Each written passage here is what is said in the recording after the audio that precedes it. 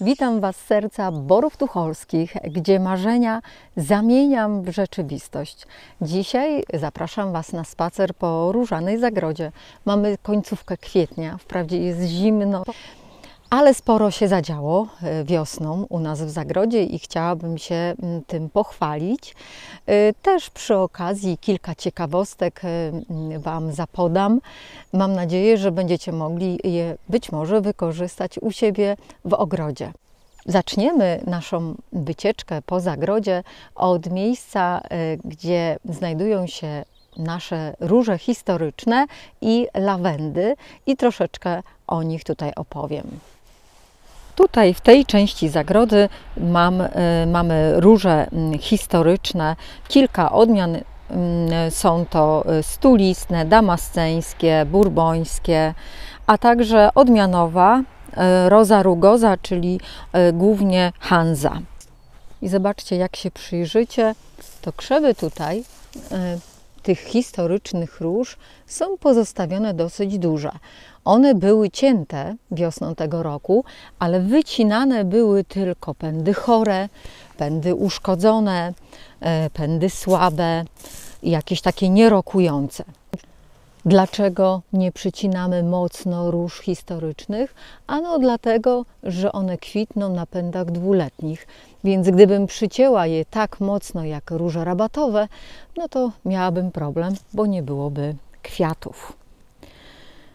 Tutaj mam z kolei różę Louise Odier. Ja sobie ją tak poprzyginałam. Zobaczcie, ona ma takie dosyć długie pędy.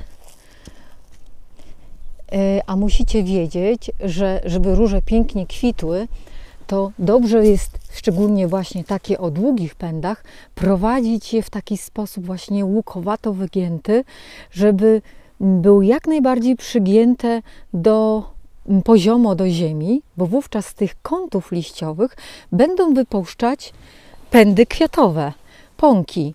A jeśli pozostawimy tylko taki jeden pęd wyprostowany do góry, tak jak tutaj na przykład, to będzie cały ulistniony i z jednym kwiatem na końcu. Więc żeby ładnie nam kwitły, to warto je właśnie przyginać i prowadzić poziomo. Dotyczy to również róż pnących. Różyczki są w dosyć dobrej kondycji. Tutaj macie odmianę Hansę. One są tutaj, niektóre są później posadzone, inne były sadzone wcześniej, więc też widać, że różnią się wielkością. I tych róż właściwie w ogóle nie cięłam, bo chcę, żeby w tym roku trochę bardziej podrosły. Były mocno przycinane w tamtym roku, bardzo nisko, dzięki czemu się porozkrzewiały. Podobnie jak w przypadku róż historycznych, przycięłam jedynie, wycięłam chore pędy, suche i jakieś uszkodzone. Tutaj w tym fyrtlu historycznym mam posadzone również lawendy. Lawendki są jeszcze cały czas malutkie. Były kupione w ubiegłym roku w maju i też w maju były sadzone. I co jest istotne w przypadku lawend, od samego początku należy je ciąć. Kondycja tych lawendek jest różna. Warunki tutaj są nawet dla lawend bardzo ciężkie, bo ziemia jest naprawdę bardzo sucha i na etapie, kiedy sadzonki były sadzone, troszeczkę za mało je podlewałam.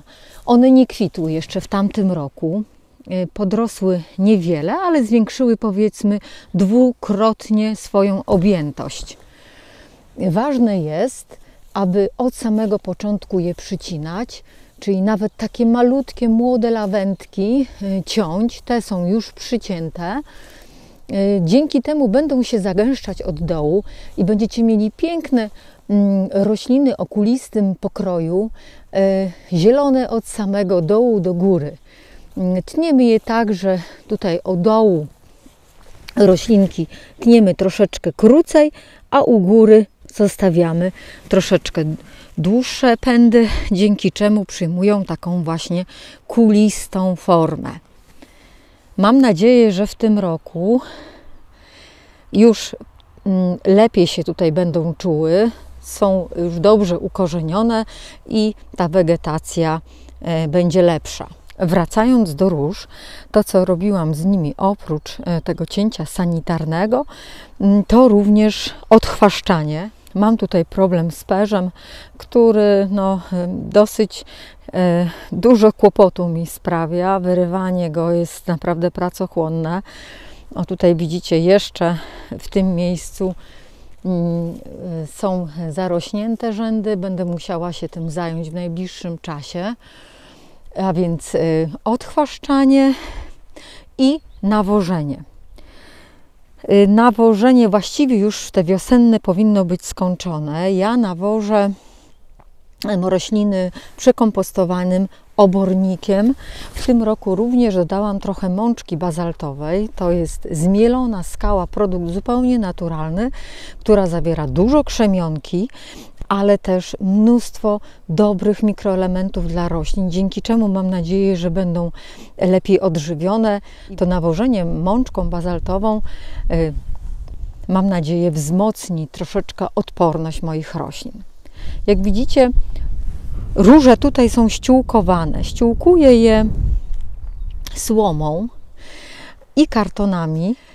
Zabieg ten powtarzam co roku. Jest to szczególnie istotne z tego względu, że jak spojrzycie, tutaj został wycięty las, taki starodrzew, i w tej chwili mam z tej strony zachodni, silny, bardzo mocno wysuszający wiatr, który nie pomaga tutaj tej ziemi, która jest sucha, lekka i bardzo łatwo z niej wywiać jakiekolwiek cząstki próchnicy.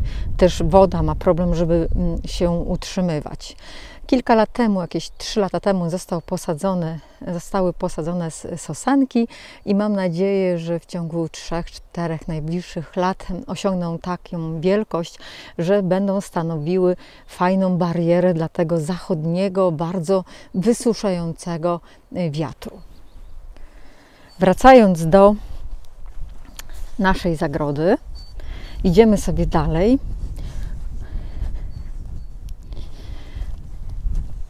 I jak widzicie, mamy już zagospodarowane międzyrzędzia róży. Róże w zagrodzie posadzone są w takich pasach oddalonych od siebie co 1,5 metra, te róże pomarszczone. A w międzyrzędzia wysiewamy różnego rodzaju rośliny na poplon, rośliny miododajne dla naszych pszczółek. W tym roku, teraz na początku, został wysiany łubin z dodatkiem seradeli oraz z dodatkiem faceli.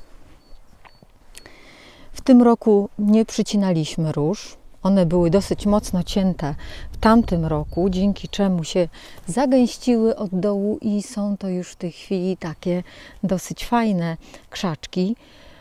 Nie tniemy ich w tym roku. Chcę, żeby osiągnęły trochę większe wymiary, ale to cięcie ubiegłoroczne spowodowało, że są właśnie bardzo fajnie rozkrzywione i ulistnione od samego dołu. Jak widzicie, tak wyglądają te międzyrzędzia teraz. To, o czym chciałam się pochwalić, jest moja rabata tulipanowa. Pięknie te tulipany zakwitły. Były sadzone 2 lata temu, także to jest ich drugi sezon w tej chwili. Zastanawiałam się, czy pozostawienie ich w ziemi nie spowoduje, że gdzieś będą marnie wyglądać, ale jak widzicie, ta rabata tulipanowa jest bardzo dekoracyjna i wygląda bardzo dobrze. Tutaj część tych tulipanów mam posadzonych normalnie w ziemi, ale część, tak jak na przykład ta tutaj wyspa, posadzona jest w zakopcowanych donicach.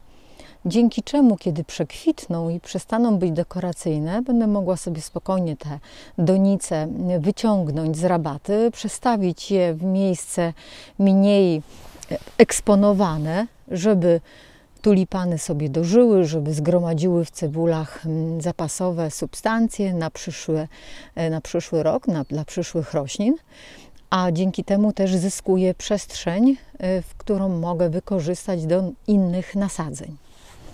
Bardzo ładnie mi się też same wysiały niezapominajki. Bardzo lubię te kwiatuszki. W tamtym roku miałam kilka sadzonek i się rozsiały i proszę, jak pięknie teraz zakwitły wiosennie. Zobaczcie też na naszą nową inwestycję. Waldek już tak naprawdę postawił drugi domek. Z zewnątrz jest już skończony, ale w środku jeszcze jest klepisko i dopiero będziemy środkiem się zajmować. No i mamy tutaj również pracę w warzywniaku. W tym roku grządki są bardziej uporządkowane i mam nadzieję, że uda mi się ten stan utrzymać, bo co roku sobie to obiecuję, że ten warzywnik będzie taki modelowy, elegancki, a potem wygląda tak jak zawsze, czyli jest dziki i niesforny. O, tutaj mamy jeszcze ten zagon permakulturowy. Nim jeszcze się nie zajmowałam w tym roku, ciągle brakuje mi czasu. No, na tym zagonie w tym roku chcę posadzić fasolkę karłowatą oraz różnego rodzaju sałaty. Tutaj był wysypany, tej części, gdzie tak zielono widzicie, to jest rumianek, który się wysiał, a wcześniej po prostu wyrzuciłam taki średnio przekompostowany kompost i jak widać na tym kompoście ten rumianek tutaj po prostu oszalał. A z tyłu są cebulki, które też się same wysiały z cebul, które tutaj rosły. W zagrodzie również mamy taki rządek krzewów. Zobaczcie, tutaj jest jagoda kamczacka, 2 krzewy, no i później mamy borówki amerykańskie, bo lubimy bardzo te owoce i one sobie tutaj rosną. No, warunki mają takie sobie, ponieważ w tym akurat fragmencie ziemia jest bardzo słaba, bardzo sucha, jeszcze bardziej sucha niż tam na polu. Ale jakoś dają radę, mają dosyć dużo takiej fajnej ziemi. Staramy się utrzymywać wilgotność, ponieważ to jest istotne dla tych roślin.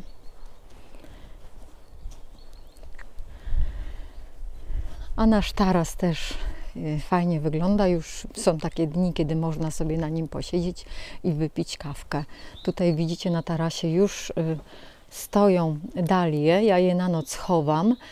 Dalie pędzę po to, żeby szybciej mi zakwitły potem na rabacie, kiedy już je przyniosę na ostateczne stanowiska. Również mamy tutaj cebule begonii, które też już powolutku od kilku tygodni sobie rosną w ciepłych warunkach i wypuszczają pierwsze liście. Tam w oddali, zobaczcie, znajduje się kurnik, ponieważ w tym roku zamierzamy mieć kury. Kurki przyjadą do nas w maju. Będą to 8-tygodniowe kurczaki, które podkarmimy i myślę, że latem będziemy mieli już pierwsze nasze jajka. Waldek ten kurnik zrobił naprawdę luksusowy. Jeszcze nie jest wykończony. W środku na jednej ścianie będą żertki do siedzenia, a na drugiej ścianie będą miały swoje, nie wiem jak to nazwać, łóżka, na których będą mogły wysiadywać jajka. Kurnik będzie mobilny. Będziemy go przestawiać w międzyrzędziach. Taki jest zamysł, że te kurki będą przemieszczane, będą miały tutaj podłączoną wolierę. Tu nasz Władek. Będą miały podłączoną wolierę i co kilka dni będziemy kurnik przestawiać. One będą sobie w międzyrzędziach wyjadać, wygrzebywać chwasty, robaczki, no to co kury lubią najbardziej.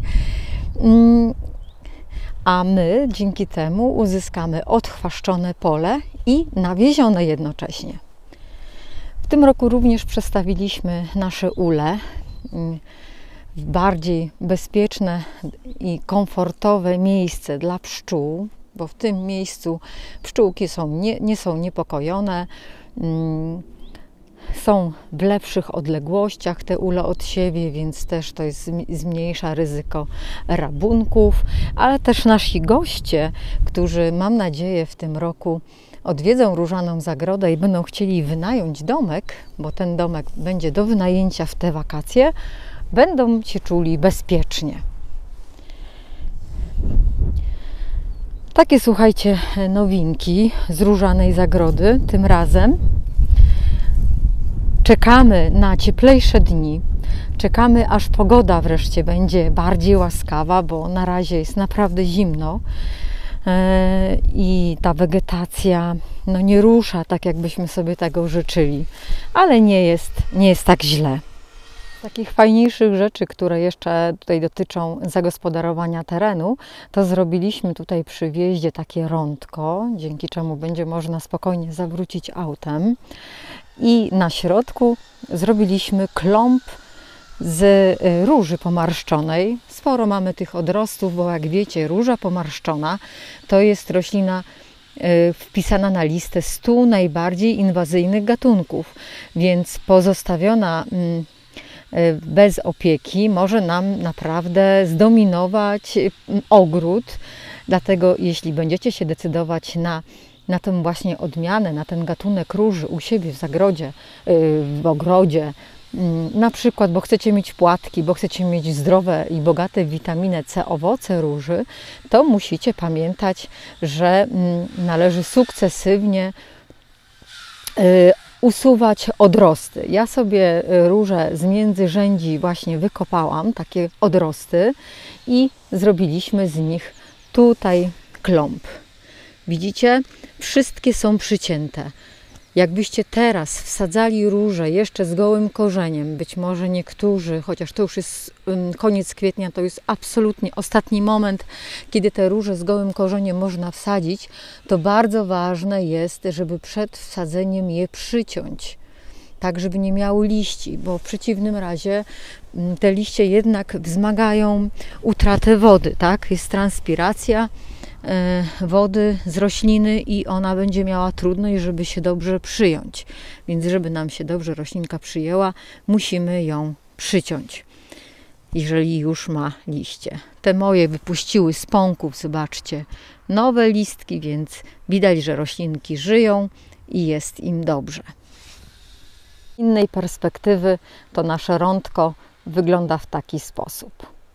W drugą część naszego pola widzicie, że mamy tutaj również rzędy róży.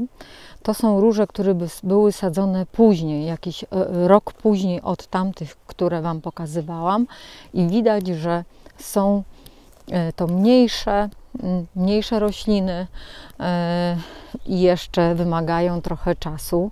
Tutaj ziemia w tej części też pola jest zdecydowanie najgorsza. Zobaczcie, to jest po prostu czysty piach, prawie taki jak mamy na plaży. Naprawdę tutaj warunki do rozwoju dla tych roślin są ciężkie, ale róża pomarszczona właśnie ma to do siebie, że jest niesamowicie odporna na warunki niekorzystne i dobrze znosi słabe gleby. Międzyrzędzia są przygotowane, one są w tej chwili tylko kultywatorem wzruszone, dlatego że przygotowuję je do wysadzania lawend. Aż do tego miejsca w międzyrzędziach róży będą lawendy. Obecnie mamy 300 sadzonek, które widzieliście, które były posadzone w tamtym roku w tym zakątku róż historycznych. Natomiast w tym roku już mam zamówionych 600 sadzonek miany Niko. To jest taka hybryda lawendy wąskolistnej i szerokolistnej. odporna na mróz, ale pięknie wyglądająca roślina. I odmiany Munstead, która z kolei jest odmianą starą i charakteryzują się te kwiaty tym, że zawierają bardzo wysoką koncentrację olejków eterycznych, więc doskonale nadają się do przetwórstwa. A tutaj, moi drodzy, mam 2 poletka rumianku. I jestem trochę zmartwiona, dlatego że mimo iż przedplon był taki solidny, to był tutaj wysiany na przedplon owies. I ten owies pięknie nam zszedł, potem był przetalerzowany i na to wysiany był rumianek, to jednak jakaś trawa się wysiała, nie wiem skąd. Jak widzicie, ciężko znaleźć w tej trawie rumianek. On jest, ale jest malutki. O, widzicie te roślinki, to jest rumianek. Nie wiadomo, jak to odchwaścić. Ręcznie się za bardzo nie da takiej powierzchni, więc zobaczymy, czy ten rumianek przetrwa konkurencję z innymi roślinami i czy go trochę będzie. No, mam nadzieję, że trochę rumianku mimo to uda się zebrać i będę mogła Wam zaoferować latem dobrej jakości, ekologiczny rumianek. Tutaj jest drugie poletko rumianku, też niestety zachwaszczone. Tutaj z kolei mam problem z gwiazdnicą, która no doskonale się tu czuje i dominuje środowisko, chociaż zobaczcie, że tutaj rumianku jest więcej, jest on w lepszej kondycji, tu też trochę ziemia jest lepsza, więc pewnie dlatego lepiej sobie radzi. Kochani, i to wszystko na dzisiaj. Kilka ciekawostek z Różanej Zagrody, mały spacer. Mam nadzieję, że zobaczymy się wkrótce w maju, gdzie pogoda będzie lepsza, będzie cieplej i będę miała więcej do pokazania. Mówiła do Was Aneta z Różanej Zagrody. Pa, pa!